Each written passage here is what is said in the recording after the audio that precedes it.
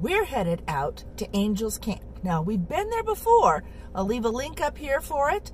But when we went, it wasn't open because of COVID. Well, it's open now. So this is an incredible museum. It's got a huge assortment of things. It's got one of the largest collections of wagons and buggies from the Gold Rush era or any of the 1800s. So let's go check this out. I'm Michelle, and here we go.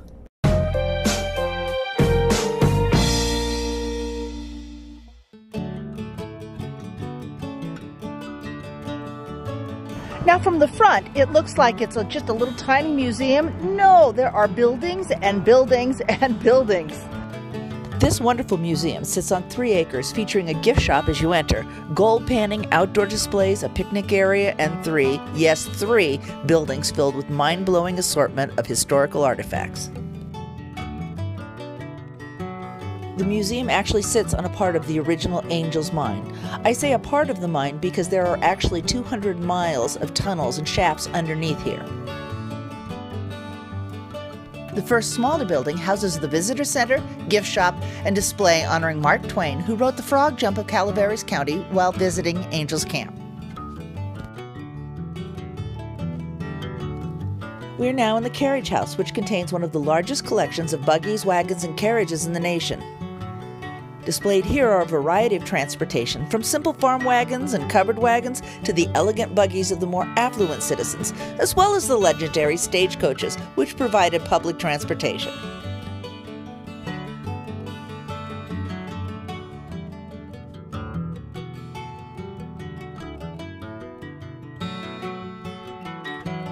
Yes, I did say one of the largest displays in the nation. It goes on and on with every conceivable type of wagon imaginable in the Gold Rush era.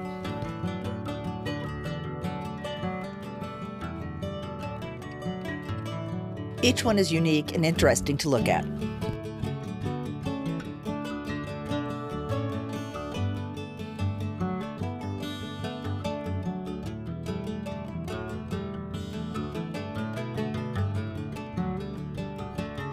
Then I stumbled into a tour of a small warehouse that is housing another museum's artifacts while it's undergoing some repairs. So, I guess I got a 2-for-1 on the museum visits today.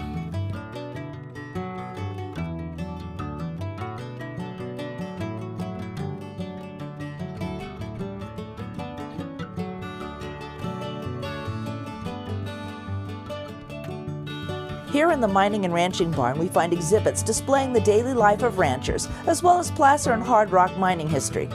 After all, it was the mining prospects that brought such a great number of people from all over the world to this area. The town of Angels Camp is named after Henry Angel. Henry successfully mined gold at the confluence of Dry Creek and the creek that would become Angels. However, he parlayed that money into opening a tent store and became one of the first merchants in the newly established camp, which ultimately grew into present-day Angels Camp. The thing about these guys is a lot of them took risk beyond what we would take today, as far as, when they got a hold of that gold, it just seemed to come so easily that it made them a little bit less focused as far as the potential, disasters that could affront them. But Henry figured, what the heck? So he did very well. He sold his store in 1849, went back to Rhode Island, and you think, oh, his family must have loved that. He comes back with all this money. But he had that itch. He couldn't stand it. Yeah. And by 1852, he was back here again. And he spent the next 30 years of his life trying to get that big score back. Never happened. He actually ended up dying penniless. Oh, that's sad. He's buried in an unmarked grave because they probably got a wooden marker for him. His friends had to scrape money together to even give him a decent burial.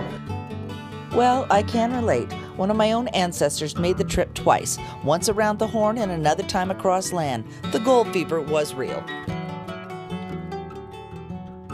This area of the museum shows items of everyday life for those who stayed and found a more stable lifestyle. While many continued to follow new mining prospects, some chose to stay and create a good life right here in Angels Camp. Make sure to hit like and subscribe so you won't miss out on future destinations.